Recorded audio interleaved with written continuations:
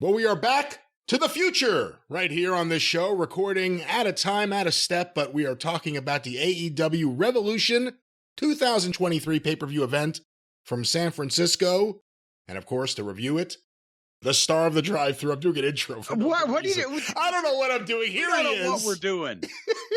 We're watching too much wrestling. We're talking about too much wrestling. We're recording constantly every day. We don't know where we're at in the space-time continuum, but we have just finished watching, and I don't even know if I've said this earlier in this program, since we're doing this part of the program before the other part of the program, but nevertheless, it'll all be made clear when you hear the program.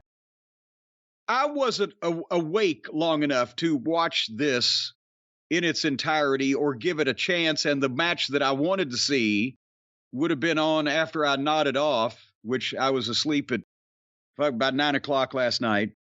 So I got up bright and early on a Monday morning, and I started watching this pay-per-view at about 7:45 today, a.m., and it's just completed, and I've seen a bit of the media scrum, and it's fresh in my mind, and now we are recording this to get this in the pipeline. That's what we're telling people here, right? That's the truth of the matter. Brian, you should have said it that way. That's right. The pipeline or the main line. Depends on what kind of fan you are of AEW, I guess. Did you see the pre-show? Before we talk about the big event, no, did you see the pre-show? No, I didn't see the pre-show, the buy-in, or the countdown. I got the pay-per-view where I could watch it on a real television. And there was a countdown show, but no, for the same reason that I never understood why Ring of Honor had to have a pre-show, a show before the show, where you have in their case, they had the least seasoned, most underneath talent go out and have matches before they saw the good talent have the matches. So what kind of appetizer is that? It's like having dinner before dinner. It doesn't make you hungry for more. You've ruined your appetites. No, I didn't see the fucking pre-show. If they weren't good enough to be on this show, they shouldn't have been aired at all. It wasn't even about the wrestling. They had a match, a 6-man match with Josh Woods and who is Josh Woods' friends? I forget. But Josh Woods and his friends with Smart Mark Sterling against Mark Briscoe and the Lucha Brothers. Oh, so it wasn't even about that. And the fans obviously happy to see Mark Briscoe. Should have been a singles match for Mark Briscoe, quite frankly. But he should have been in a feature match on this pay-per-view, but go ahead. This pre-show was one of the worst things I've ever seen in my entire life. They had Renee. So that's why you wanted me to see it. You had to see it. It was so bad that it was unfathomable. Renee Moxley Good is in the arena, standing there. And she's talking into the mic and doing the pre-show stuff. But they're playing the audio from the arena. So you just hear her. It just sounds like, booming, like Bob Shepard at Yankee Stadium. You hear her like this big voice, and she's doing this. But if you listen to what she's saying, she's not doing a great job of selling this. And then she shoots to the second person on the broadcast team for this pre-show. I think his name was RJ City. And he's on what they say was a red carpet. Because there's a red carpet with no media. There's a red carpet for AEW Revolution, and RJ City's a rather flamboyant comedic character, having little comedic bits that were beyond horrible with various people from Danhausen to Orange Cassidy and others. Okay, now this... And Jericho. This is still on my DVR. I have not had time to erase the memory of this. So should I go back and look for this fucking RJ City character? Is it bad enough to be good? I've heard good things about him. I've never heard of him as far as I can. I've heard good things about him, that he's funny, that he's creative. Maybe it's the setting and the way this was used. I don't even think he's the fault. I don't even know if Renee Moxley Good is at fault here. Whoever produced this to sell the pay-per-view is a complete idiot. This was one of the worst things. It was so bad, I couldn't believe it. And at one point, I was just watching this. I was like, does anyone else understand how bad this is?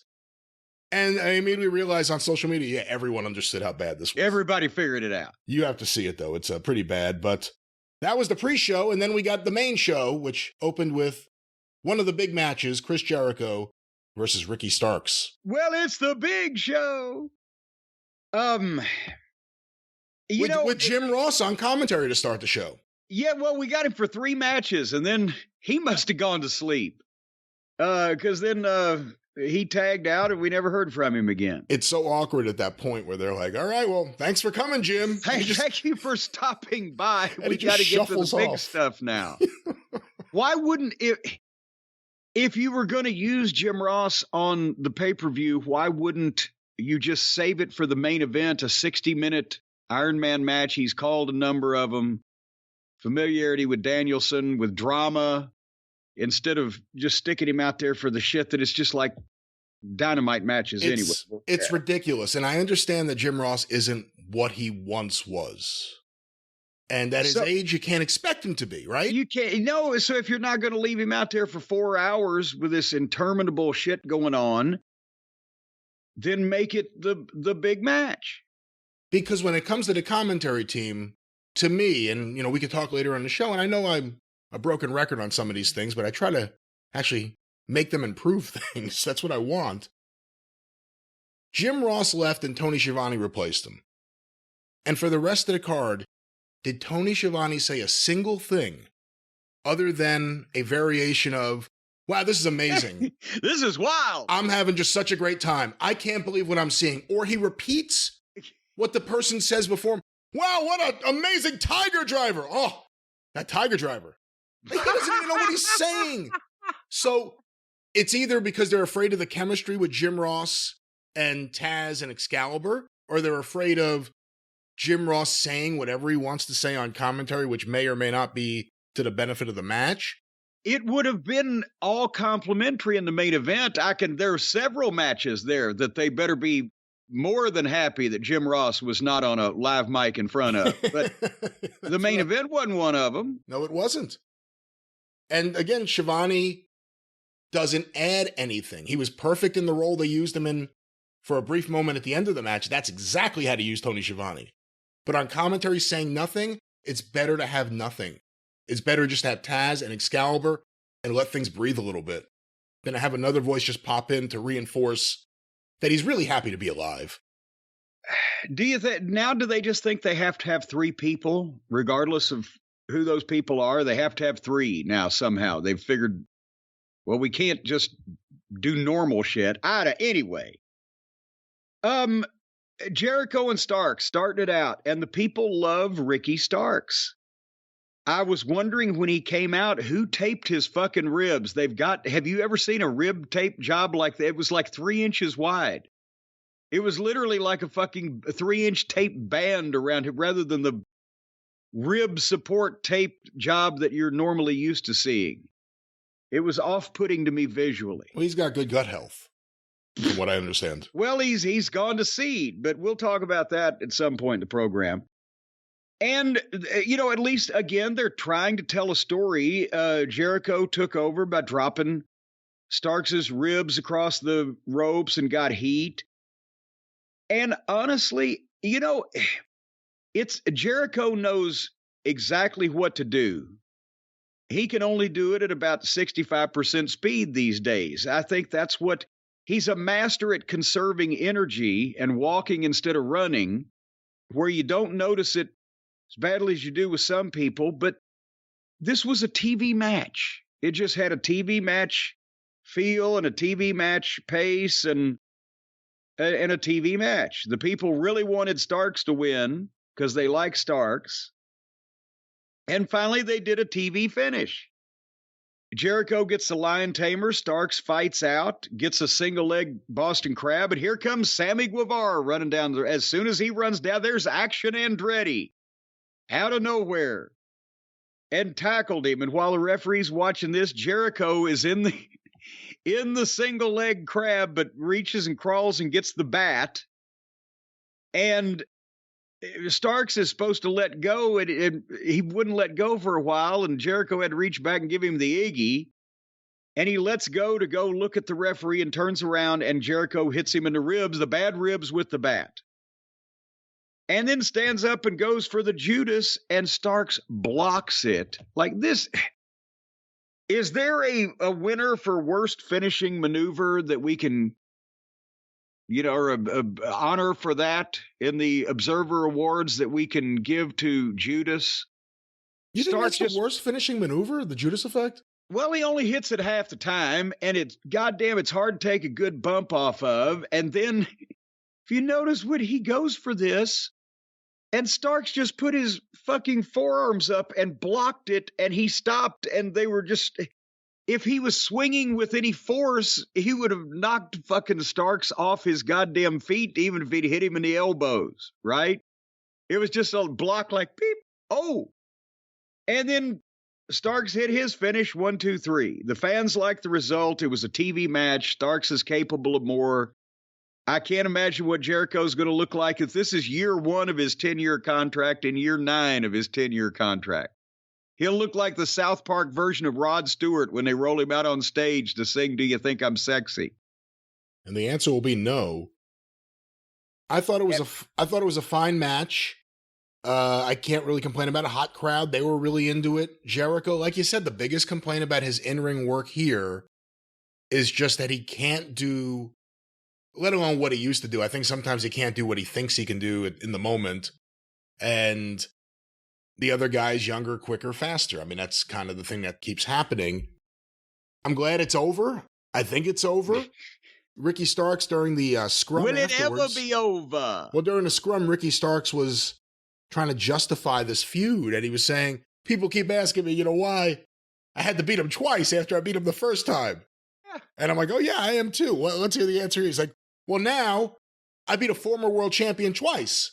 So I'm right back to the top of the top 10 contenders list. And I was like, well, first of all, they haven't even talked about their fucking rankings in forever. I think they've given up on those. I was about to say, they used to do that for a while, and then they didn't. Yeah, that was going to be the big thing early on. Tony Khan, when they were trying to sell him as being more than just a billionaire son. No, he has a business. He does statistics, and they're going to bring this to wrestling. And no, that didn't work out. And then he found out why that you don't bring that to wrestling. Unless you have a really good plan. What do you do with Jericho next? Is there a... Well, you have two options. One, send him home for a while just to refresh him off TV. But two, if you're keeping him on TV, what do you do? I'm thinking, is anybody parking cars? No, I don't know. God damn it. It's just, he's got this group. I mean, Hager collects a fucking check for absolutely nothing. Sammy Guevara had the opportunity at a couple of different times, as I think we mentioned, we were talking about that ladder match on TV last week. He was an over babyface until the people realized that he's kind of a dick. Once they realized he was a dick, he was an over heel until he just did stupid shit and then got mired down in the group of Jericho. And now I don't know whether they give it shit that much either way, but it's not just about Jericho. If he keeps that giant entourage around, you've got to involve all those fucking people. Maybe the next program with whoever ought to be, if Jericho loses, the group has to break up. And then let's see if Sammy's got anything left on his own. The Garcia, good Lord, he's the only reason now he exists is because he's in that group. Remember, we couldn't get rid of him for a while. Now you don't see him outside that thing.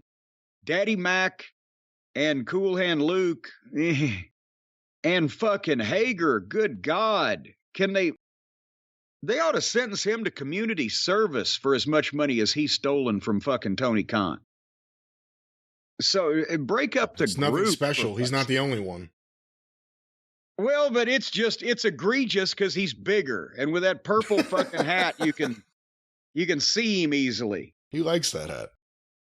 But anyway, the next match, and before we talk about old Jungle Boy, Jack Perry, and Christian Cage, when he challenged for the match last week, it was a no rules match or anything goes or however they termed it, right? Fight.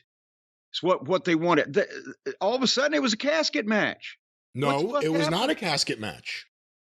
Well, what the fuck was it when they put the guy in the fucking casket? They did not call it a casket match once. Well, what did they call it? What was it? Did it have a name? It wasn't What Buried now? Alive because they couldn't use Buried Alive. They can't use Casket because They can't. had a 'cause Texas WWE. death match that wasn't a Texas death match, so they had a casket match. But whatever I don't know what the fuck but it's a casket match. Actually, a casket buried alive match because the casket wasn't at ringside. The casket was near the entrance stage, surrounded by a graveyard full of dirt and a shovel. So the question is, it's the final burial match. well, goddamn, that because they've both been buried so badly with this feud. It's the final burial. I don't know though. I think Baron von Corbin should have pioneered this fucking concept. But what I'm saying is, on Wednesday night they challenged for the match, right? And they didn't say anything about this. And suddenly the fucking match comes up in the pay-per-view and it's a casket buried alive final burial match. When did this happen? How did this take place? What was the reason for this?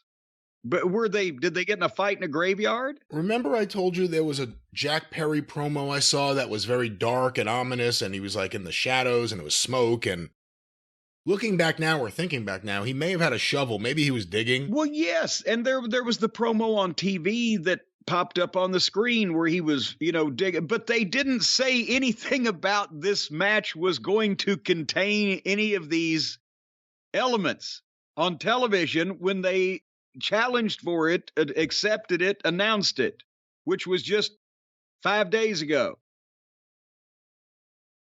I'm not trying to beat a dead horse here, but all of a sudden they come out, well, there's a casket. There's a graveyard. Maybe they didn't know if they'd be able to secure as much mulch as they needed. But no, that was dirt. That was you city boy. That wasn't mulch. Anyway, they started with a hockey fight, which was the same way that Jericho and Starks started out, but this one looked better because it had more energy. And do me a favor, look up, what is the age difference between Chris Jericho and Christian Cage? Because, boy, there's a fucking visual difference in how they move around, and Christian is the one that I'm praising here. Christian is 3 years younger. Okay. So Christian Cage is a fucking top heel, and when we get through this, I will explain what I thought about the finish, but he bailed and ran into the bleachers, and Jungle Boy caught him, and they had the fight in the crowd. And then, he runs to the stage, but then, oh my God, I'm close to the coffin. And they have the fight on the ramp. But Christian kept this interesting, and he kept Jungle Boy on him, kept him coming, kept him aggressive, set it. I mean, obviously, this was, again, a Christian Cage production in terms of who's directing traffic in this thing on the spot. And it, again, every time that Jungle Boy has a legitimate, experienced fucking heel that he's working with, he looks great. And every time he gets in with some greenhorn or his trampoline friends, he's a shits. But he's got the talent, but he has to be led. He can't have a match on his own. We've established that. Or he can't have a match on his own because of his worst instincts with the people that he's friends with. But anyway, Christian, what a fucking heel. He starts the heat. His work is great. And I made the note that he needs to be in Jericho's spot. And not just to get young guys over. I'm not to get young guys over, but I'm not saying to put them over. I'm saying to get them over. To work programs with them that get them over. To have matches with them that teach them things. And because apparently, Jericho's lost his mind and Christian still has possession of his faculties. Again, and he keeps it interesting. Jungle Boy makes a comeback with a dive and he beats Christian up on the floor. But Christian stops him with that leg sweep on the stair deal. And Christian was busted open a little bit hard way, but it was an accident, obviously. You can't fault anybody for that, but he gets mileage out of whipping Jungle Boy with the belt, and the people are going, ooh, and Jungle Boy's selling it, and it's whipping with a belt. It's not potential paralysis, diving through furniture. And The thing that they did in this was they took a preposterous scenario and stipulation, and they still, from start to finish, and I tip my hat to Christian on this, because if it was Jungle Boy, he'd do it more often. They kept it to where it looked like a fight. It wasn't ridiculous. They didn't do silliness. They didn't do shit you couldn't live through. They didn't abuse furniture. They didn't have barbed wire boards in the cemetery, because every cemetery has barbed wire boards, just like every wrestling arena doesn't. They had a shovel, so they used the fucking shovel, and they didn't use the shovel like they use the baseball bat or Jericho does or whoever the fuck. They actually swung the fucking shovel like you're trying to hit a motherfucker with a shovel. They kept it to again, they made the preposterous posterous. They kept it looking like a fight, and you could at least work with them on the fact that there's a mound of dirt and a fucking casket back there. And finally, Christian opens the casket and pulls chairs out of the fucking coffin. See, I don't usually say coffin because I got Trey Yokozuna scared of those words like that. And they have a big fight by the gravesite. And again, I'm like, why didn't they advertise these stipulations? And Jungle Boy did a big cannonball off the stage onto Christian and went to use the chair, but Christian kicked him in the balls. And their shit at least looked good, and they gave time to register shit. And finally, he goes to put Jungle Boy, Jungle Jackoff, whatever his fucking name is this week, in the casket, close the lid. Jungle Boy blocks it, fights out. Little heel throwing the dirt in the eyes by Christian and hit his finish on the dirt, and then tried for the concerto. But Jungle Boy moved and swung the shovel at the chair. They were having a fucking fight. It was actually, it sounds preposterous, but they were making it fucking work. And then finally Jungle Boy gets a snare trap with the shovel as the crossface and then sets up the concerto. And I loved everything actually until the concerto, which I still just ridiculously offended by because you can't make it look real. The guy has to lay there. Brain should splatter. But he did the concerto, put the Christian in the casket and closed the lid after a very long milk because Jungle Boy is still conflicted about all these violent emotions he has. And when he closed the fucking lid of the casket falls through the trap door and disappears. And people go, oh. So they pulled it off. To me, it was second best thing on the show, but of course that's faint praise with what we're going to come to shortly. Your thoughts, young Brian? I'm surprised by your review. I really liked it. I didn't know how you would take to it. But like you said, it was, in a sense, a ridiculous stage. I mean, it was a stage. They were up there on the stage, and all of a sudden there's dirt, not mulch, and the shovels, and there's a grave. The exit where it falls into the ground was kind of cool. But it worked, and it was intense, and you got into it, and them being dirty and beaten made it look even cooler. I really liked it. I can't say anything really too bad about it. It was better than the feud. It was better than everything we've seen in this feud the last several weeks. And if they were going to do a casket match, a coffin match, final burial match, they had to do more to set this up because this could have been a selling point. And it wasn't. I didn't even realize this is what it was until it appeared on the screen. And I said I was going to comment on the finish. And all things being equal in normal wrestling, etc., I have no problem with Jungle Boy beating the heel and, he's a babyface, right? The problem I have is that Christian Cage is so fucking good and they need top heels too. Everybody talks about, they need a top babyface. They need Punk back. They need top heels too. They need top talent. And every time that they have given Christian any length of time to talk on television, he's immaculate.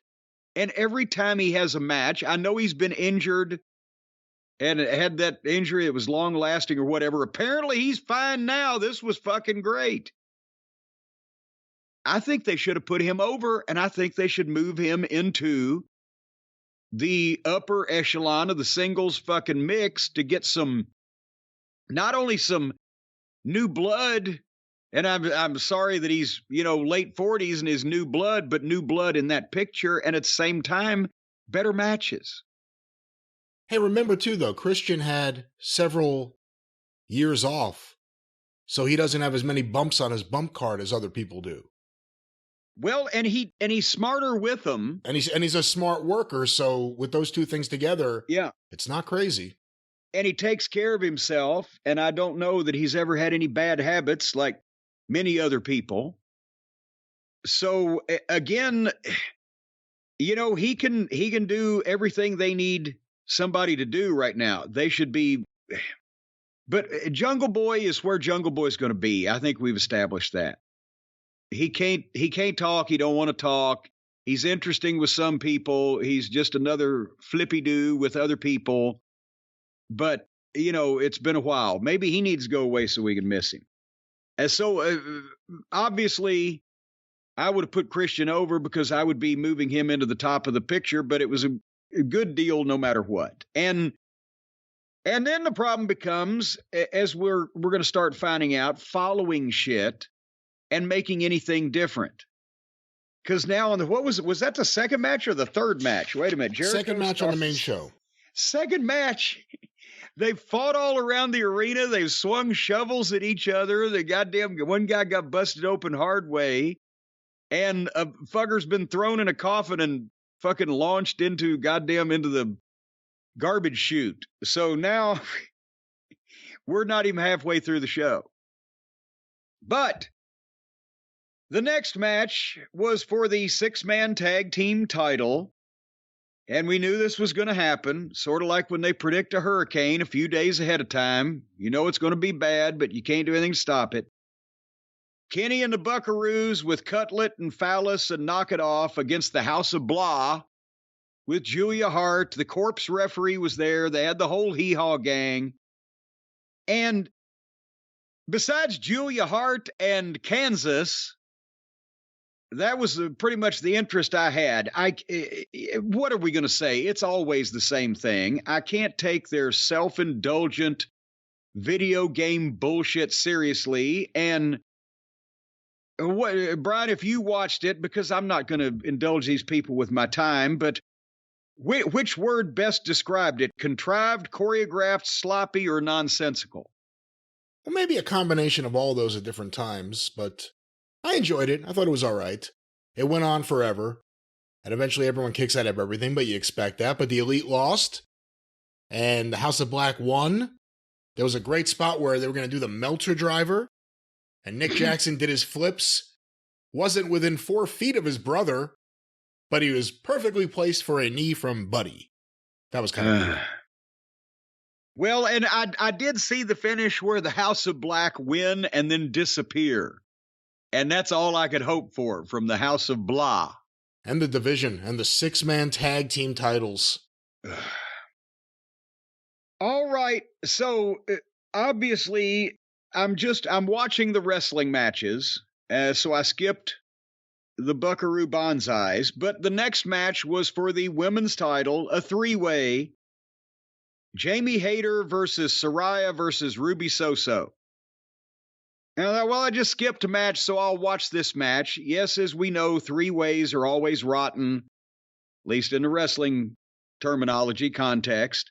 And this is going to be a mess because no rules or whatever, but I'm going to try to give him a chance, right? Because Saraya was a big star in the wrestling business at one time here not too long ago. And we like Jamie Hayter. She got some potential. I don't know what the fuck's going on with old Ruby Soso. Now she's got a green mohawk. Did you see this? Yeah, I was watching the match. But this is the girls' match. Now, bear in mind, we have a 1-hour Iron Man match to come for the AEW title. We have a supposed Texas death match advertised heavily between 2 former champions left to come. Within 30 seconds of the bell ringing, Saraya has thrown Jamie Hayter into the crowd. Ruby has drop-kicked Saraya off the apron and almost killed herself in the process. They're doing dives into the arena and the crowd. The fucking girls match is in the crowd in the first 2 minutes. Now we are starting to see a pattern of Tony Khan's lack of leadership, knowledge, and authoritarianism in his own company, penalizing the people that's drawing the money, the main event stars. So anyway, let me ask you this. Brian, when I was a kid, I loved to watch Tarzan Theater on Channel 11, Saturday afternoons at 2 o'clock. And Johnny Weissmuller was such a hero to me, I actually wrote away and got an autographed picture of him. What if Cheetah had kicked the shit out of the evil ivory poachers before Tarzan even got there? What would have been left for the fucking star to do? Anyway, so I tried to watch this, but what the fuck? It's girls doing shit to each other over and over with no fucking thought or logic. Jamie Hayter won after some kind of big, awkward clusterfuck thing where they were rolling each other up and whatever. And then suddenly on the floor, Tony Storm wiped out Britt Baker and then got on somebody, and I can't remember because who is on whose fucking side? Every goddamn babyface that we had established in the female division 2 months ago is now a heel, and every fucking high-priced babyface girl that they have brought in to great fanfare as a game changer is now a hated, despicable fucking heel. And Ruby Shitcan Saraya and Tony Storm, and then turned around and kicked Jamie Hayter in the face and gave Britt some fucked up finish. So she had, in the space of 30 seconds, physically manhandled everybody else in the fucking deal. So then Tony Storm responded to this treatment by grabbing one of the floor cameramen and knocking him over and smashing his camera on the floor. For what reason, I'm not sure, because he didn't figure into it again, because then Saraya gave the green paint to Ruby and she painted Britt Baker and Jamie Hayter. Who is on whose side here, and why do I give a shit? There's no reason to give a shit. This was horrible. This feud, this series of angles, the spray paint, the promos, everything since Saraya arrived. Not turning Hayter on Britt? I mean, or having Britt turn on Hayter, whatever you wanted to do. That was made. Remember about 3 or 4 months ago that the people were going to fucking cream themselves when Jamie Hayter finally said no to Britt Baker. No, now Britt hops out to the ring with her like her sidekick, and they got rid of Reba. They thought that was the better solution. This division is terrible. This match was terrible. You didn't miss anything. Ruby Soho, now a heel, aligned with the other people who are the NWO of this group. I don't know. They represent the people from Connecticut that let them go. I'm not sure exactly what this is supposed to be other than terrible. Saraya was a mistake to sign. Tony Storm has not been used well if you wanted to use her well. I'd like to use her well, but nevertheless, we're talking about now. Sir, you keep going in the gutter. But Ruby, I don't know. I mean, I know a lot of people really like Ruby, and like you said, she tries really hard. But you know, look, on the other hand, I think they used this match to break up the Elite match and the next match. Well, it broke them up. Almost brought me to tears. But that's, again, they have managed to wipe away when everybody turns at the same time for nebulous reasons and it's an undercard situation to begin with. Now everybody's just confused as, well, wait a minute. There's so many people out there with multicolored hair and all the fucking gear that once there's 6 or 7 of them tussling, you can't tell frick from frack and who's on whose side and who's fighting what. It's just chaos. It's like a goddamn cell phone video of a Waffle House fight. Speaking of people who ought to be working at the Waffle House, should we go on to the next match so we can get this out of the way? A lot of people want to hear what you're going to have to say about the next match. This may be the most in-demand review of the show. This and the main event. No, well, Only because people were offended and would like someone to speak on their behalf. They want somebody to fucking vent their frustration at why that these two are allowed to honestly, at this point, have a job in this fucking company.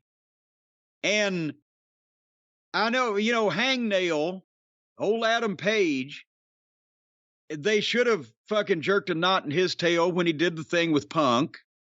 But that cost the company a lot of money and lost viewership and revenue and time. The snowball, he started rolling down the hill.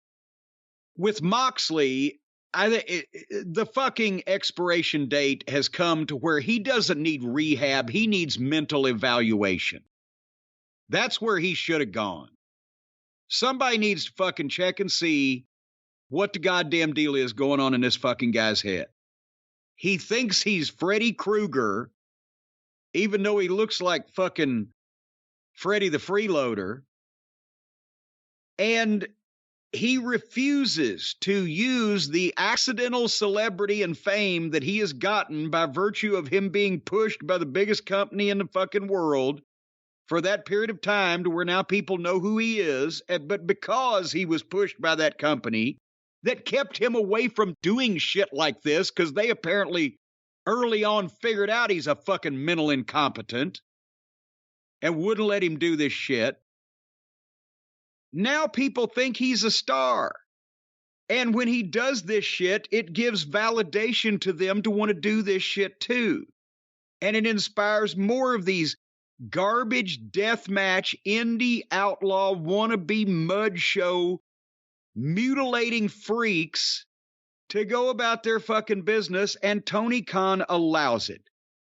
Both these motherfuckers should have been fired, not only for having this embarrassment to professional wrestling, but also, again, the people that the fans paid to see were coming up in a main event in a match that was going to go an hour, and as we found out, was also going to have blood.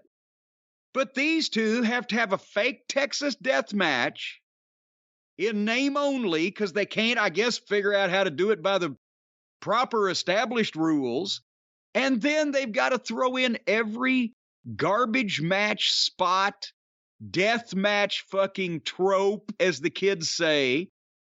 And it looks like some goddamn Brokeback Mountain fucking stand-in beating up a goddamn homeless plumber under an overpass, and they're stabbing each other in the head with fucking forks.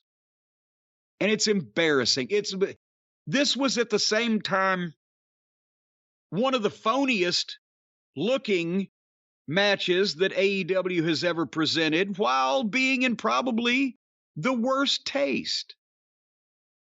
And it's the kind of shit that people who want to fucking protest wrestling or knock wrestling or potentially even crusade against wrestling, they would get a fucking tape of this. Because it's not, you can't make the argument like you can with other deathmatch bullshit. Well, look, it's in a barn somewhere. These fat tattooed bald fucks with chains hanging out of their noses are carving each other up on purpose, and it looks phony and sloppy and in bad taste, and they're breaking glass up, but it's a barn and they're nobodies and there's only 100 people in the crowd. This is supposedly a big major league pro wrestling promotion, and they've got a budget, obviously, and there are people there. And then they still want to present something like this that requires no talent, no professionalism, no psychology, no logic. And all it does is damage the efforts of the people later in the card that have the real talent, that the people paid to see, that make you think that, wow, that fucking wrestling may be more difficult than we thought and require a little more talent and a little more savoir-faire than we might have given it at first glance. But no, any fucking drunk fucking jackoff can do this shit. Because look at those two, and both of them fit that description, and they're fucking slicing each other up on purpose with this phony fucking fight that they're having. That Why are barbed wire boards at ringside in a Texas death match? What are barbed wire boards? What function does a board with curls of barbed wire wrapped on it perform in real life? Or is it just something that some goof, I don't want to say chemical-addled idiot since he's been to rehab, some mental idiot dreams up because, that'll be gory and painful to roll around in coils of barbed wire in a Texas death match. It's not really a Texas death match, but we'll put a hat on a hat. But then the 10 count. Is it last man standing? Once a guy goes down, the referee starts counting to 10. So now we've changed to a last man standing match. Or maybe they just don't know what they're fucking doing. And they haven't thought it through because they're not capable of it. 2 minutes into this thing, the supposed babyface, Hangnail Page, is raking coils of barbed wire over Moxley's head so Moxley can fucking slice himself up like a goddamn lunatic. And by the way, yes, it used to work in the territories with Abdullah the Butcher and blah blah and the Sheik and blah blah blah. Because you only saw it every once in a while. You sure didn't see it goddamn 15 times a night, and they made it look like they kind of meant it. And when the Sheik did it over and over in his territory, he took him from the hottest territory in the country to fucking out of business in 5 or 6 years.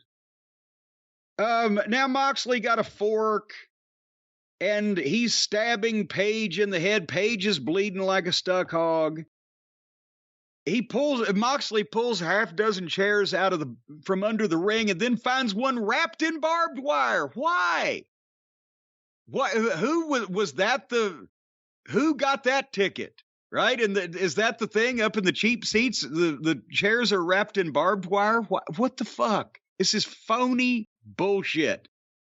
It might as well have a match being had by Moxley's fetish idol, the bank-addicted drug robber that he loves and slobbers all over so much. Or an Ian Rotten garbage show. Except they've got a budget.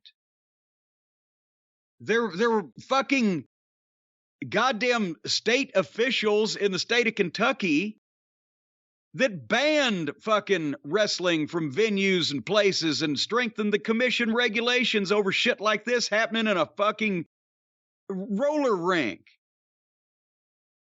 What do you think? And they're out in California. They won't ever go back to the state of California. Do they still have an athletic commission out there? Or maybe they're just concerned citizens. They go, oh, fuck. Is everybody like they did with the garbage death match show here in Indiana not long ago? Is the health department in San Francisco going to have to ask everybody to get tested that was there afterwards because they got all this fucking swine's blood slung on them? So anyway, so the cancer in the business known as Plumber Moxley and the empty-headed dipshit who've never done anything in the business continued fighting and Page wrapped the barbed wire around his chest, and finally, it took forever, got up to the top rope and just backflipped blind onto Moxley, who had to be standing there for at least a fucking minute waiting to catch him, because that's how long it took him to do it. What a stupid idea. Just idiots. Just fucking idiots. It takes no talent, and it makes no sense, and it doesn't draw money. It's a car wreck that you're watching car wreck videos. And if I'd have been MJF or Bryan Danielson, I'd have taken the opportunity to slap these two around about the head and face when they got back to the locker room.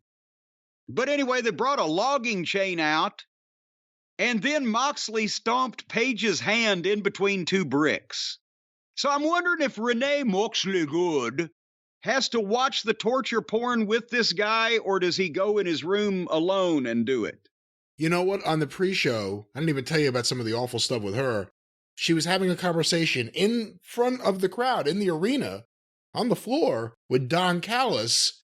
And she's having a conversation about how people don't give her husband enough respect because she watches her husband train. And he's a serious wrestler. Oh my God. But it was just the most awkward, bizarre conversation because here's the heel manager who sucks as a heel manager.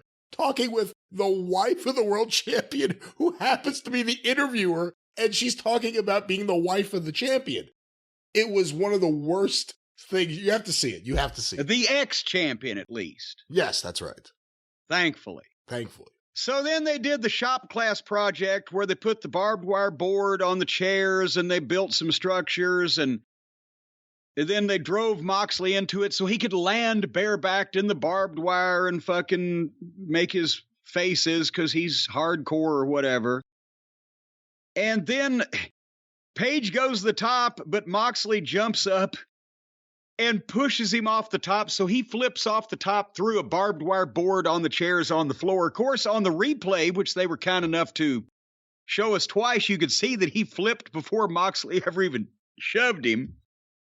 But nevertheless, it wouldn't end. Then they got the chain and had a chain match. And then Page hit Moxley in the head full force, allegedly, with a brick, and Moxley was down for 7 seconds. But he stood up after being hit in the head with a brick and flips off Page with the double finger so that Page, and stands there and lets Page leap over the top rope and buckshot lariat him as he's looking at him. He just stands there and lets him do it. And then Page wraps the chain around Moxley's neck and throws him over the top rope, and he's hanging him, and Moxley tapped out like this is a goddamn fucking UFC contest. I'm tapping out because I'm lynched with a logging chain. Which is, again, you can't do that in a Texas death match anyway. If you give up, it's still not over. But we don't know. It's last man standing, you can't tap out. I don't know what the fuck this match was. This was one of the worst exhibitions of whatever the fuck this is that AEW has ever presented, in my opinion. And as Marvin, tell me what you think, and then I'll give you somebody else's opinion. I think Jon Moxley is one of the worst professional wrestlers I've ever seen, and I also think just in terms of his matches, we've seen enough of them now. Regular matches, which descend into whatever, gimmick matches. He's uncreative in putting together his matches. It's just dumb ideas. Hey, let's do it. Hey, let's just do this. Yeah, and then they do it. Yeah. And yeah, it's fucking like he's talking about that fucking Gage clown. Yeah, he's fucking Nick fucking Gage. Yeah, you're fucking mental fucking deficient. You're cosplay fucking Nick Gage. Idiot. That's what the problem is. We've seen him as Dean Ambrose. This is cosplay Nick Gage. Is this the first time that anybody ever aspired to cosplay the worst wrestler in the world? Couple questions. One, I already know the answer to. If you see Moxley bleed every single week, does it mean anything when he bleeds again? No. If I'm assuming Tony Khan, I shouldn't assume that. A good promoter or booker knows what's happening with their talent and on their card. It's their card. If you know what's going to happen in the main event or things that are going to happen, do you tell these guys chill out with the blood? I mean, that's the other thing you brought up before, MJF and Danielson. That was a long, brutal match where there was significant blood. Yeah. Did it mean less because of this? Yes. Everything in the main event that was still phenomenal would have meant so much more if girls, midgets, and drunken bums hadn't done it in front of the same crowd moments before. That's the problem. And yeah, and some people are going, well, Dusty loved the blade too, and there was too much blood at Starrcade 86. There certainly was. And I will admit that also. But again, the Eddie Grahams, the Bill Wattses, the fucking people that really had their shit together and had control of their territories would goddamn, in the case of a major world title match, would not have allowed all this shit to go on when not only did, and that's another thing we'll talk about. Well, I'll save it for the review of the main event, but they would have benefited by different booking, not only with this undercard, but the way they got to this match to begin with, and we'll talk about that. But yeah, you have to, it's, even if they're going to do it better, people have still seen it, and they've seen so much. And right now, just the next match, Samoa Joe against Wardlow. Samoa Joe, great talent when used properly. Wardlow, green but got over, and then they left him to flounder. But they go from literally a goddamn, the siege of the Alamo with gunfire and fucking fires and bombs and arrows and blood and two guys hand to hand on this show. And here's one thing real quick. Corey Strode, PWInsider.com, was trying to review this show as it happened. And his last line, a disgusting spot fest that went on too long. I'll bet the vampires loved it. And old Corey is willing to go along with a lot of the modern wrestling. But, fuck, it's just ridiculous. This fucking guy. That Jon Moxley thinks that somehow he is the one to go through all of this and do this shit. He's an embarrassment. And if I was Tony Khan, I was going to say if I was Tony Khan, I would have fired him. But if I was Tony Khan, I'd fire myself because Tony Khan's the one to let him do this shit. What'd you think of Adam Page coming out to Ghost Riders in the Sky? A shameful misuse of the Outlaws. A shameful misuse of the Outlaws and a classic guitar rock song. Is that his new persona? When he comes out to that, he wears all black and he's tougher? Oh, I don't get you. He couldn't be any less tough. I don't give a fuck what his new persona is. But anyway, among the worst AEW moments ever, let's move on, I guess. Where are we going? There's more of this, isn't there? There's more of this. There's another match, Wardlow versus Samoa Joe, as you mentioned before, but perhaps after a match like that, you just want to close your eyes and shut it off. Well, I'll tell you what, I wish this show had been shut down about now, but nevertheless, my brain was almost ready to shut down. Thank goodness, as I mentioned earlier, I had had a good night's sleep. Because I'll tell you, if I'd been like the folks watching this live, if I'd have been up all day, oh my gosh, I would have been a raw nerve end. But thankfully, I got a good night's sleep and with fresh eyes was able to view this program. And the reason why I got the good night's sleep was because the previous night, I did what every smart sleeper is going to do. I laid my weary bones down on the Helix sleep mattress. And Brian, you've got Helixes for yourself and Suzanne. You got Helixes for the kids. You got Helixes for Swami. I even have the all-form couch in the library. You got the all-form couch in the I've got the wonder form couch. No, I've got it a wonderful form of a couch. It was a form of a couch. That's what they sent me. No, we've got all the Helix products because they're all comfortable. They're all wonderful. And right now, not only are they comfortable and wonderful, but folks, they're also going to give you a bigger discount than ever before. Now, Brian, a lot of times we've talked about up to $200 off or a couple of free pillows, but now we're able to offer 20% off of whatever you get moving forward. 20% off of, you can outfit the whole family. Like I said, the wives, the husbands, the kids, the dogs, the cats even. They got the premium mattresses that are tailored based on your unique sleep preferences, the luxury models, the big and tall sleeper mattress, the kids mattress. And again, it comes complete with the plastic bag that they can play with as a toy. It's amazing. The kids will have tons of fun, literally hours of enjoyment. Literally, that wasn't true in any way. And of course, kids don't play with plastic bags as toys. They haven't for a very long time. I did. When I was a kid, I had all kinds of fun. They told me one time, they said if it had been a few minutes longer, I might have stayed purple. This explains so much. This explains so much. But anyway, folks, how do you know which Helix mattress works best for you and your body? You take the Helix Sleep Quiz, and that's how you find your perfect mattress in under 2 minutes. And then that personalized mattress, whichever model you like, whether you sleep on your side or your back or you're hot or you're cold or whatever, they're going to ship it straight to your door free of charge. There's no shipping charge. And boy, I tell you what, when those guys show up at your front door with that Helix sleep mattress in that box, which, by the way, it's not a full-size mattress. The unboxing process is wonderful. You just slice it open and it breathes to life right where you put it where you want it. It just expands. It's amazing. But those guys that bring that mattress to your front door, they're going to be pissed because free shipping, they don't get paid.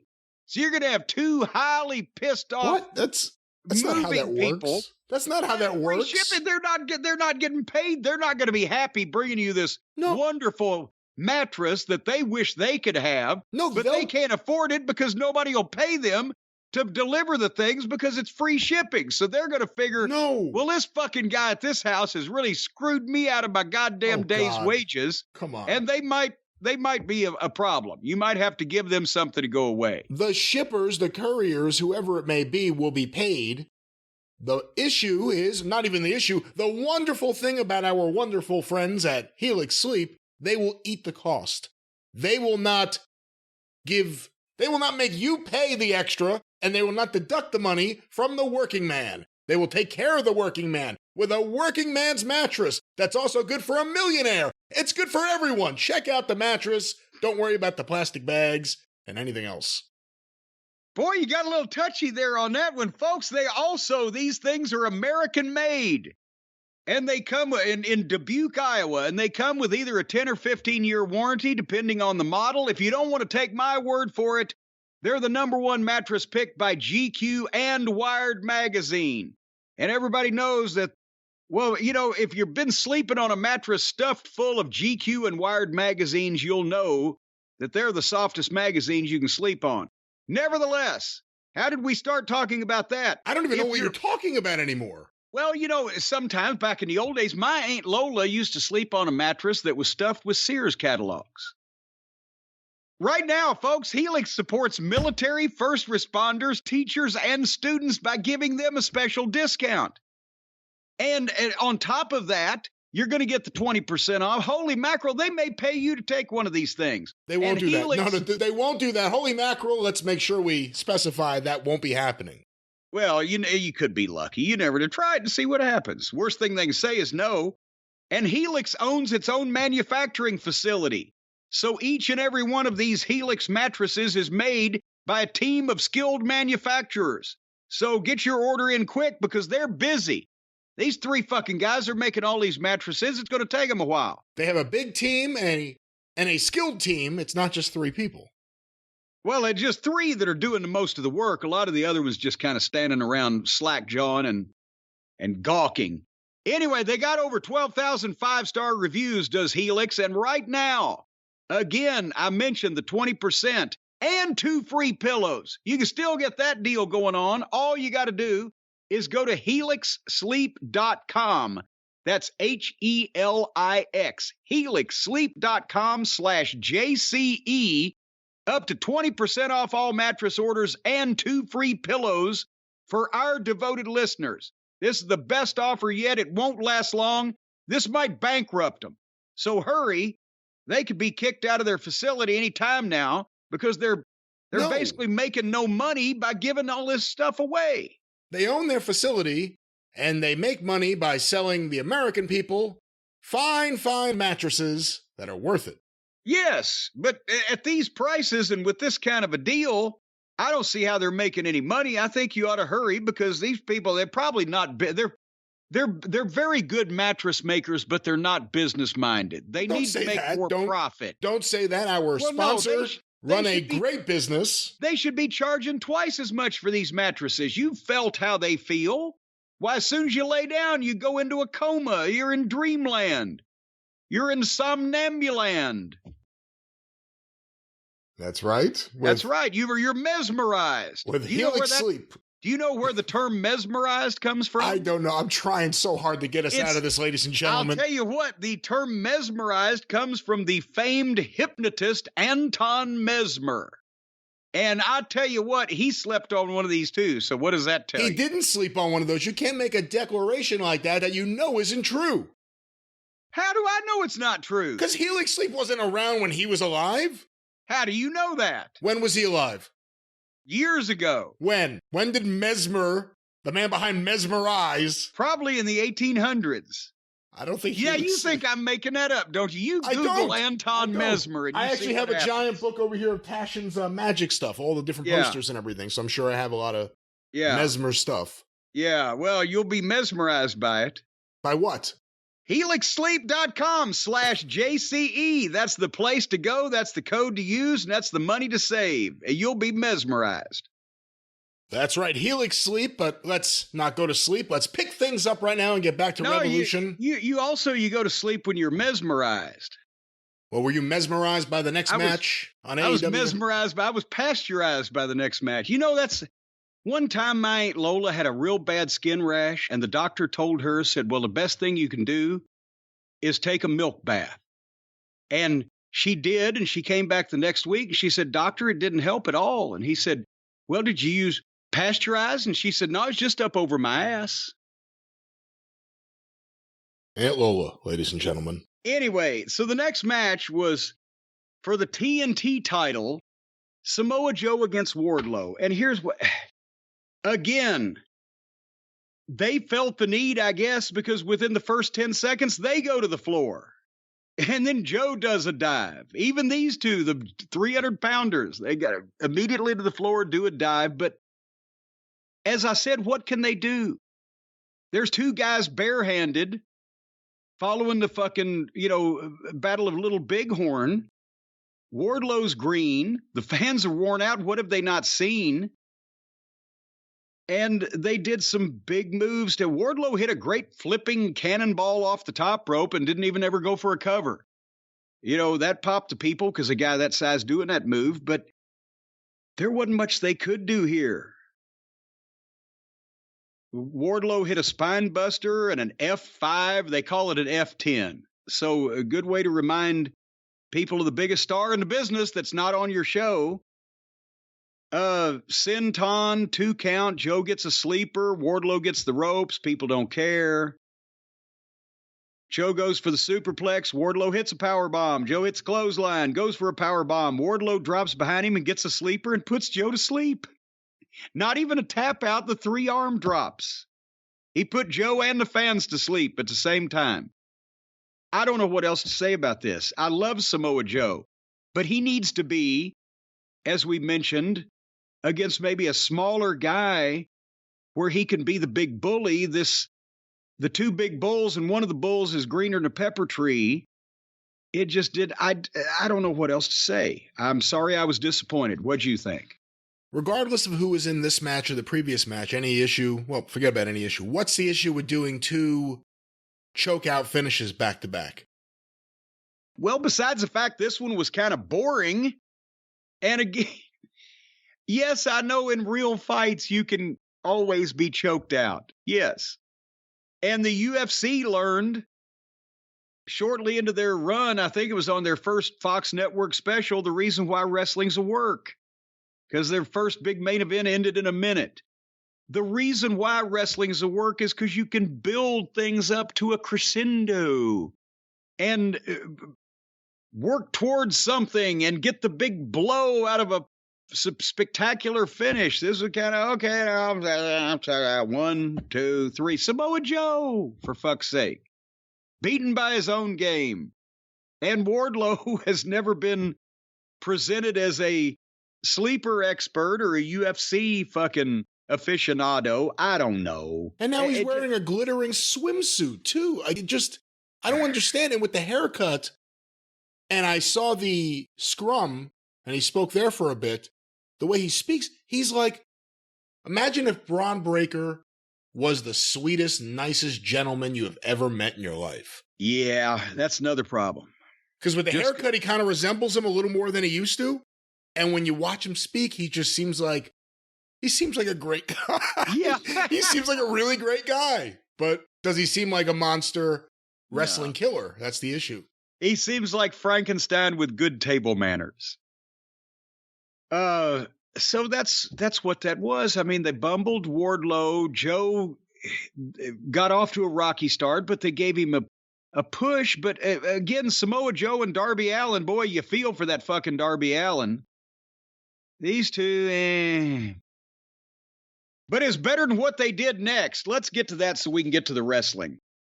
The death spot on this show, at least they gave to the joke match, the four-way for the tag team title, the Guns versus the Acclaimed versus Jeff Jarrett and Jay Lethal versus Pockets and Danhausen.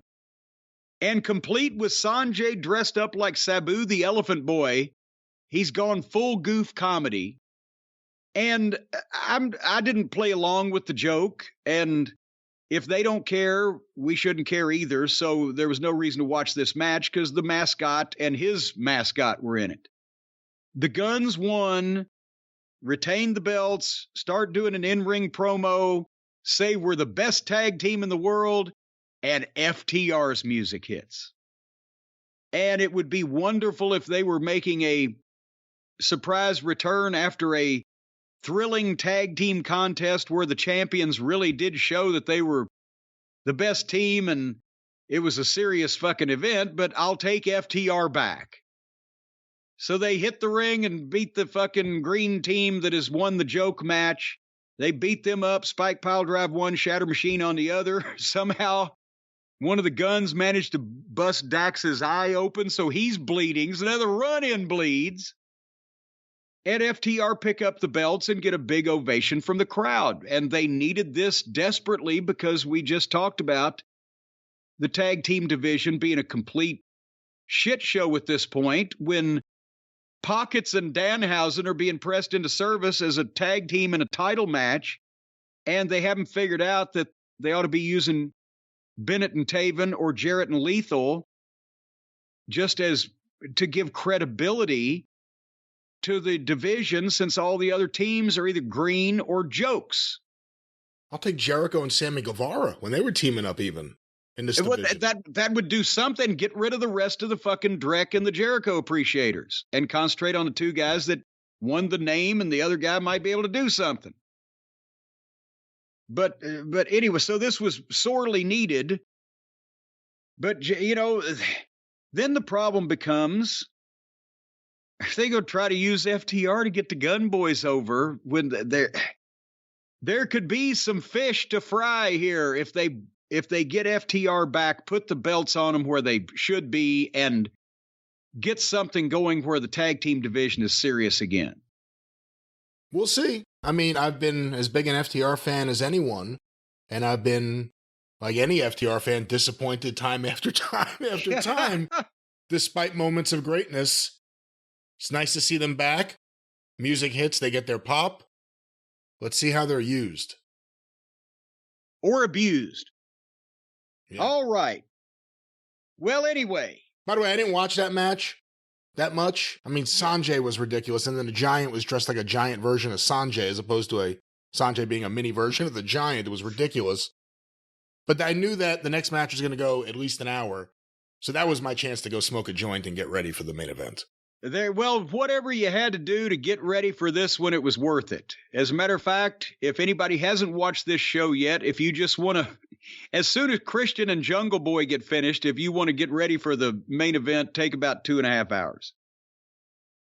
At first, I thought Jim Herd was running AEW when I saw the string quartet and the orchestra and everything with the mask to come out and play MJF's music. I know they were trying for a big moment there. I don't know about that one, but MJF comes out. He looks great. He's got great looking gear now. Remember, I mentioned early on the designer scarf alone probably didn't, present the whole image, but now he's got great looking gear. He's got the devil mask. He came out. He's in incredible shape. And again, we said this was going to be a challenge. The one thing they did do was not put these guys on at midnight, whether local time or even Eastern time. They had some restraint there if they didn't have any restraint in terms of what people did in the matches beforehand. But this was what we were hoping it was going to be. They wrestled. Danielson's so smooth with the wrestling, the holes in the count, out wrestling the heel and showing that that's his strength. And MJF knows exactly how to heel and to get heat from the crowd for even rolling out or backing up or powdering. But what they did took athleticism and took talent as far as psychology and timing and working that was not on display in most of the rest of this event. And MJF bailing to the floor and throwing the water on the kid. Oh my God. And what booze it got. Well, this became a big deal. I heard that from the scrum afterwards. I heard that it became a deal, and it was fucking classic. It was fucking great. And he said to the camera, is this going to cost me a star, Dave, when he was stalling? And he got heat by slowing it down like the heel would, because Danielson is too good of a technical wrestler. But then they told the stories that Danielson has the bad shoulder, so naturally MJF is going to start working on that. But at the same time, MJF was able to do that wild fucking flipping cannonball thing and land on his feet, but supposedly sell his knee. So is his knee bad or not? We don't know. And I was amazed also because everybody, like MJF said, I think at the scrum, he said, everybody thinks I don't do all this shit. Well, I do it. I just do it when it's necessary. Because he did that hammerlock DDT that looks fucking wicked on a guy that's had concussion syndrome. But here's where I realized they're not even halfway through this match. Can you imagine, as good as already they had some chemistry with each other, if they had actually been in a normal company and been into the employ of a normal booker, and the first match that they had with each other with just a regular world title match, maybe it didn't have any time constraints, and maybe MJF would fuck Danielson in a one fall match in like 30 minutes, and then Danielson would challenge to this. Or maybe they would even go for a fucking goddamn hour the first time, and then say, well, how about most falls in an hour? Whatever, but something where we didn't just come into the middle of the movie with the first time the two guys are ever in the ring, they're going in an Iron Man match, most falls in an hour. And I love the match, and we'll talk more about that later, but because of what it was, I don't want to see another match, even though I do want to see them wrestle more, if that makes any sense. Like you said, I wish there was a series of matches or something leading into this, because I'd like to see more of them in the ring together. They're great together. With no time constraints in a regular match, they could have had a classic first match because they could do whatever they wanted. And then they could have had an even hotter marathon match for the rematch in number 2 because they would have set it up. But nevertheless. See, the problem is, like, in 10 years or whatever, some kid discovers AEW and they want to go back and discover more about AEW history, and they look at the card for the show and they see MJF, the champion, versus Danielson, 1 hour Iron Man match. They'll say, okay, why was it that match? And there's no answer. Like, it'll just be, well, it's just because. Just because. Because Tony wrote it down. So they did the World of Sport style rolling pin attempts and the roll-throughs and a double bridge in the middle. Got a great reaction because they had a great pace going. And then they did the big clotheslines and a long sell, and then Danielson hit his knee, boom, and 1, 2, 3, and got the first fall, 25 minutes in. And then Danielson sets up where he's going to hit him with a second knee, and MJF collapses. Was it on purpose, or was it he was just fatigued? We don't know until he nutshots Bryan Danielson and gets disqualified. And that means now Danielson has 2 falls, but he's been nutshotted. And there's no rest period in a marathon match, like there is in a Texas death match, if they had actually done a Texas death match. So MJF gets 2 quick covers and 2 pins on Danielson while he's selling the nut shot. So now they're even 2-2. And it was, again, a smart spot. I have not seen that done in a previous Iron Man or marathon match. So that was very heelish. And then MJF rolls out and he keeps going for the water break. And I thought something was going to come from that. Like, even, the water bottle was going to figure in. But anyway, At one point, they were awfully long on the floor. I must call it out. But to be fair, Danielson was at least breaking the count, and they kept things moving.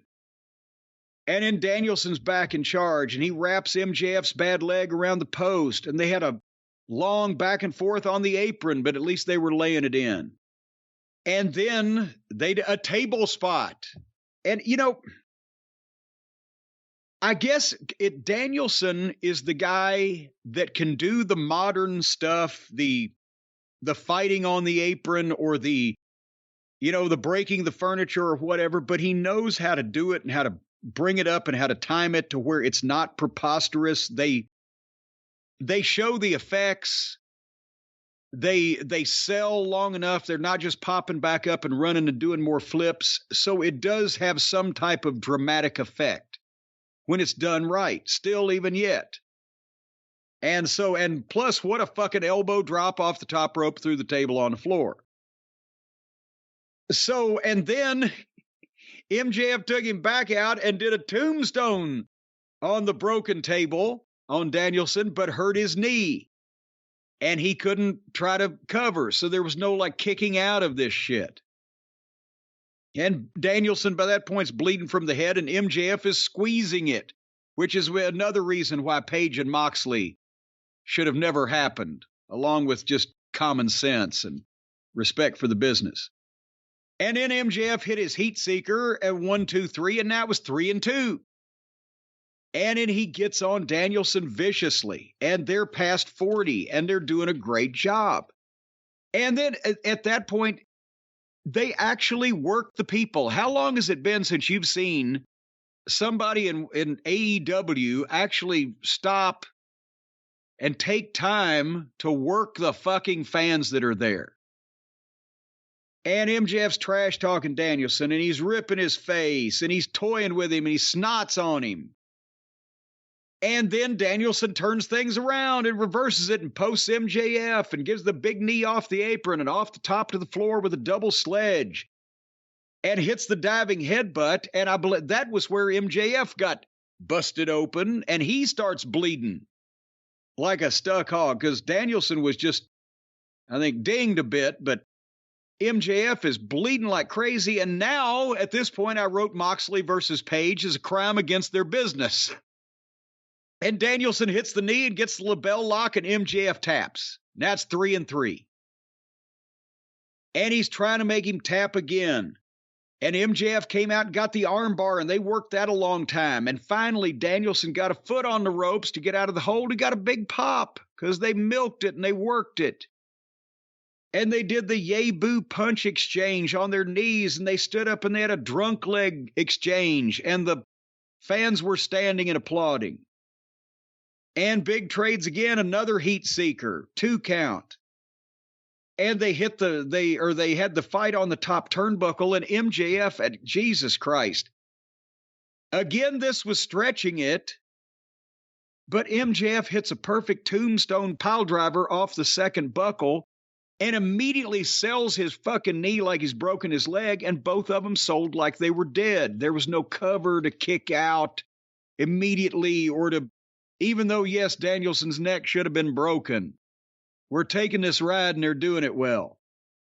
And finally, MJF crawled over and covered and got a 2 count. And then Danielson turned it into a single crab and he starts cranking it.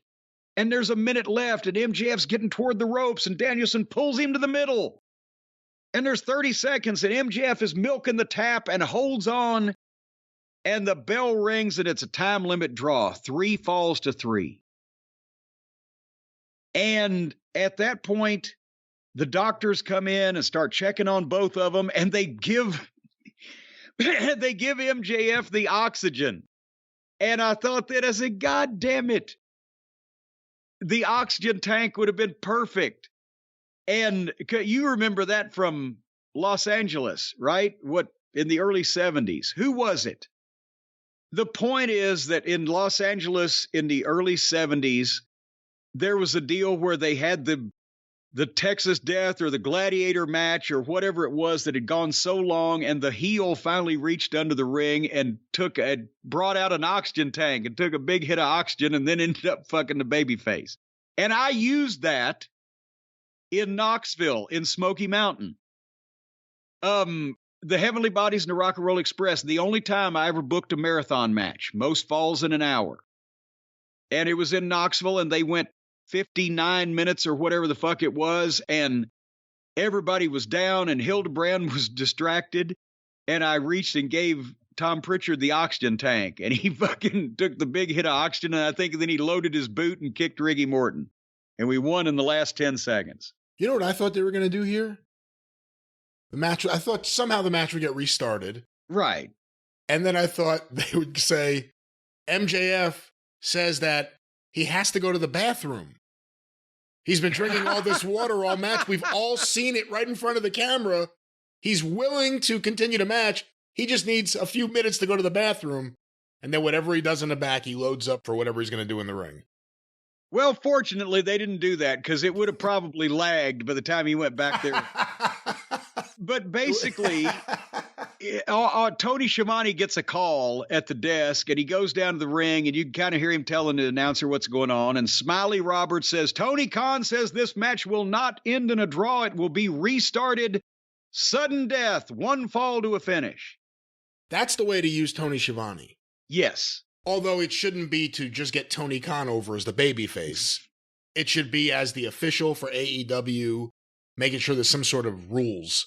That's exactly how to use Tony Schiavone. Because he's a big stooge anyway, so he goes down and stooges everything off, makes it right. Bingo. But anyway, they trade the roll-ups and the 2 counts, and MJF gets the title belt, and the referee says, go ahead, I'll disqualify you if you use the title belt. So while the referee's putting the belt out, MJF pulls out the ring, but swings and misses, and Danielson gets some kind of Hurricane Rana and a knee and a 2 count. And the crab, and while MJF is in the crab, the referee takes the ring off. And MJF just makes the ropes and then taps. And Danielson heard the tap and thinks he tapped. And while the referee's explaining that, they did use the oxygen tank after all, just not in the same way. MJF rolls to the floor and gets the tank. And when Danielson leans out, MJF hits him over the top of his head, boom, with the tank.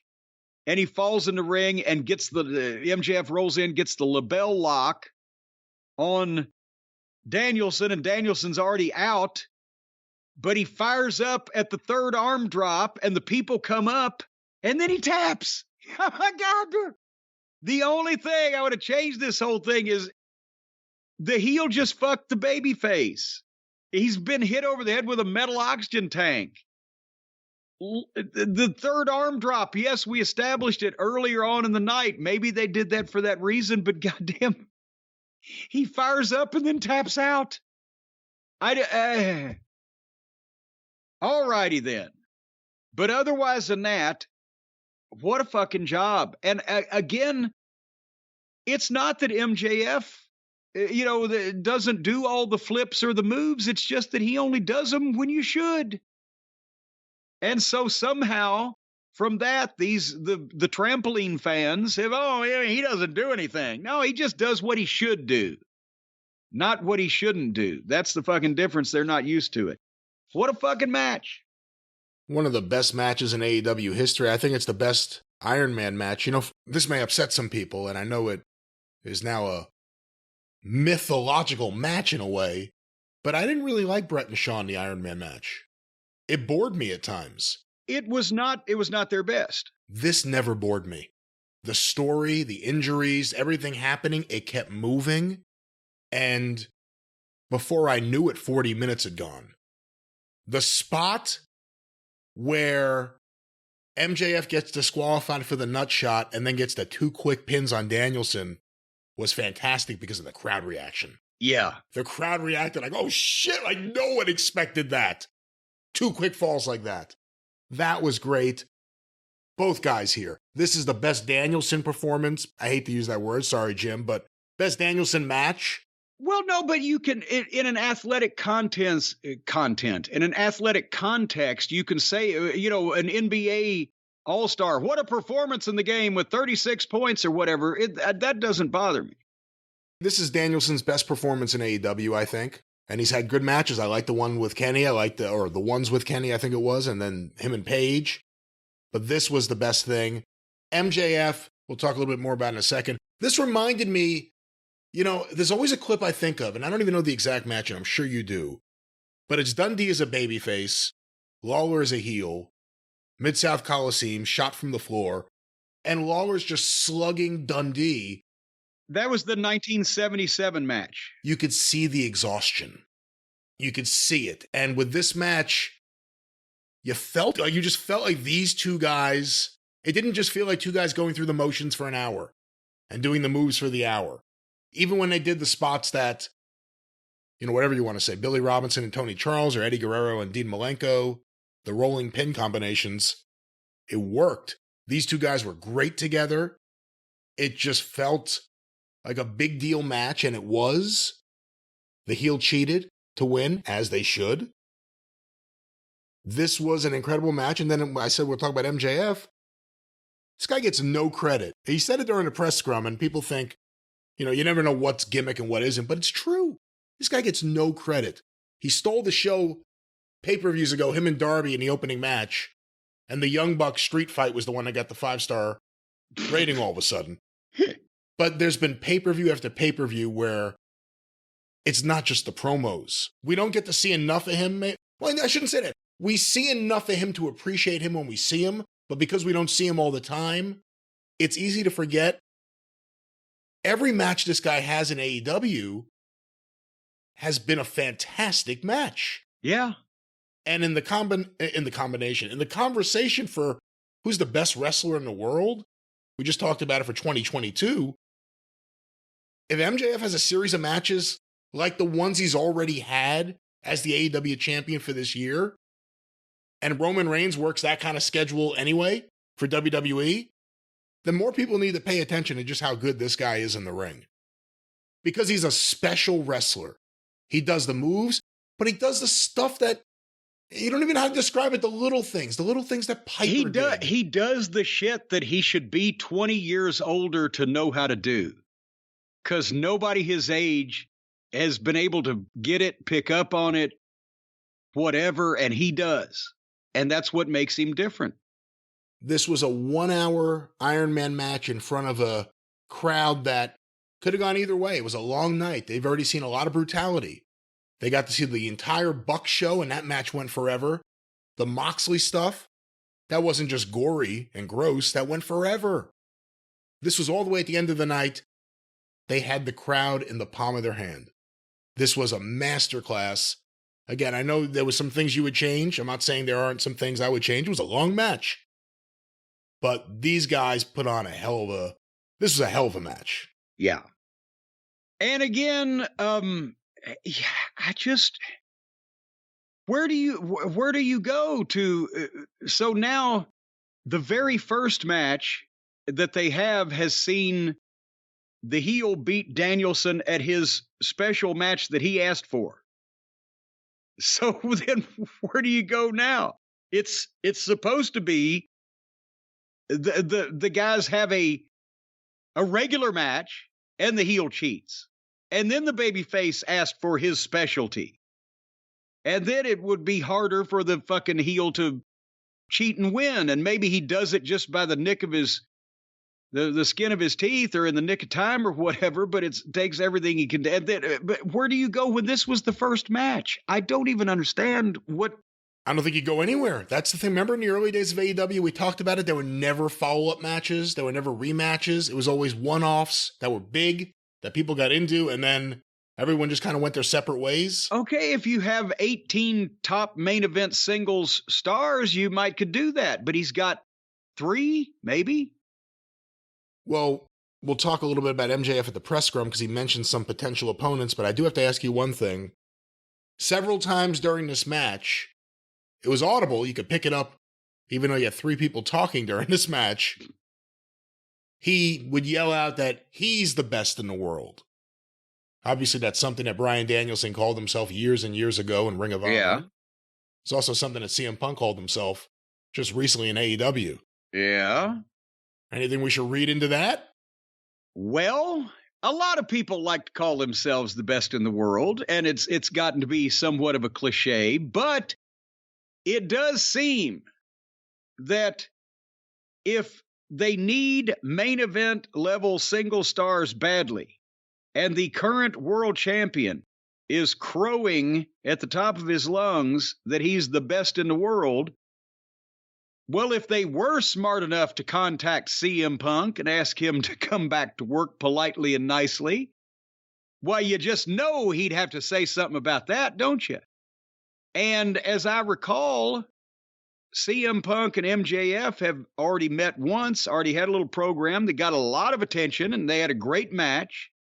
And I wouldn't call the issue settled between them because of things that have gone on since then and what position MJF is in now, so they could pick that thing right up and run right along with it, couldn't they? You know what I like about that, too? As opposed to most of what we see with MJF's feuds. We just saw it with Danielson. With Punk, I don't think MJF needs to run away. This could be the fight that MJF wants. I agree with you as I'm swallowing my Sprite. You just put a period on that very quickly. So I had a mouthful there. You said a mouthful, Brian. Indeed. Speaking of mouthfuls, the media scrum also was, and Jesus Christ, what a fucking knot MJF had on his head. It was the size of at least a golf ball. I'm not sure where he got that one from, but hey, quick question. If you're the booker of that match, I mean, you had the match laid out. Forget it. I was going to say, if you're in the back and you see that on a monitor, do you call any kind of audible when you have a visible thing there? If there was any kind of, I'm not saying ref stoppage or anything, but if you need to stall for time, there's a clear, visible out for the audience. Well, no, his brain wasn't falling out of his fucking head. He just had a knot. A hematoma, yeah. Yeah, a knot. Old knothead. I don't know, unless he was staggering recklessly and attempting to fall, nobody would call an audible over a knot on your head. No, you continue on. If he's got his hands in front of him and screaming, "I can't see," then maybe you start calling audibles. But just for a knot on the head, no, he was fine. He was all right. And as a matter of fact, he had to be all right because then after wrestling for 65 minutes or whatever the fuck it was and bleeding and blah, blah, blah, he comes to the scrum. He's got a fucking crutch. His head's still bleeding. He's got the fucking lump on it. And he does another, 15 or 20 minutes that just steals the show. He was chewing the fucking scenery like Betty Davis and fucking Jezebel. I mean, he's incredible. How would you even have the energy and the wit and the patience to go out there and just verbally eviscerate he did the muffin thing that Punk did, except he did it with dill pickles. He insulted everybody in the room by telling the truth about him. Should have been half sour pickles if he had any taste. No, kosher dills are the way to go, baby. Half sour. You're sitting down to eat a pickle on its own without putting it with a sandwich or something? You want a half sour. No, you want that good, delicious, crispy crunch of a Vlasic dill. I agree. You want the crunch. You want the crunch without that awful taste. So you want a half sour. Wendy's changed their pickles several years ago to bread and butter pickles, and I had to stop ordering pickles on my fucking Wendy's. I didn't know that. I don't know if they've changed back. I haven't ordered pickles since then. I'm too scared to. You ever accidentally buy those in the grocery store and you bring them home and you put them on your burger and Just once. I picked up the wrong jar. I thought it was fucking goat meat that I was eating instead of burger meat. But anyway, he did a tour de force performance at the scrum. He insulted all the fake journalists. He was quick. He fucking bing, bing, bing. He was in gimmick perfectly, and at the same time he was kind of saying shit that was a shoot, and with the attitude that it's amazing. It's just so refreshing to see somebody that actually knows how to fucking get over and project their personality in this day and age of these quiet fucking sensitive wrestlers. Well, that was AEW. Well, there you go. That was AEW Revolution and MJF at the media scrum, and it's worth going out of your way to see because he's on his crutch Don't watch the whole thing now. It goes like it's 2 hours on YouTube. I clicked in at 33 minutes to get MJF and then clicked out as soon as he departed. But Tony will sit out there for 2 hours and those fucking... Yeah, because he's got softball questions coming at him. Well, I was about to say, the site people will sit there and talk to him over it. When nothing is... It's obvious after the first 20 or 30 minutes or when MJF leaves, it's obvious nothing is going to be learned. And nothing is really going to happen from there on, except Tony's going to go on forever and a day about how great everybody is. But they will sit there till 3 o'clock in the morning listening to him. And every question is prefaced by, "Oh, it was the most wonderful show I've ever seen, Tony. And now what are your thoughts on the Strategic Air Command?" Every question has to begin with a compliment. There was a question to Ricky Starks about fashion. I mean, it was just the most ridiculous thing. No one asked anything about CM Punk. Not one question about, hey, best of the world was said several times on this show, or, hey, there's lots of rumors going around about CM Punk. Not one question. And you want to know why? Because the people in that room were people that Tony knew would play his game. That's why. No hard-hitting questions. They wouldn't sit there till 3 o'clock in the morning if they weren't ready to play his game. They're more than happy to play his game because that way they get more access for their sites, the more good things they say. Bingo. And I'm not even saying everybody's got to be goddamn Woodward and Bernstein for fuck's sake. But when every wrestler's question begins with, "Hey, you had a great match tonight. It was my favorite of the night." You shouldn't be saying that. Why do you have to butter up the wrestler before you ask a softball? Just to make sure they don't get their feelings hurt. But, and again, like MJF said, I'm not a mark like everybody else that works for this company. And this is a business to me. And then he said, "Thank you, fuck you, bye." And I will not call Stephen P. New because it was my sentiment exactly. And I'm glad that he spoke it for me. He should do it on TV. If Moxley could yell "fuck you" and give everyone the finger every week on TV, MJF needs to get it on TBS. Yeah, why not? Would be great if that's how they canceled the show. The last thing was a wrestler saying "thank you, fuck you, bye." And the network responds with "no, thank you, fuck you, bye."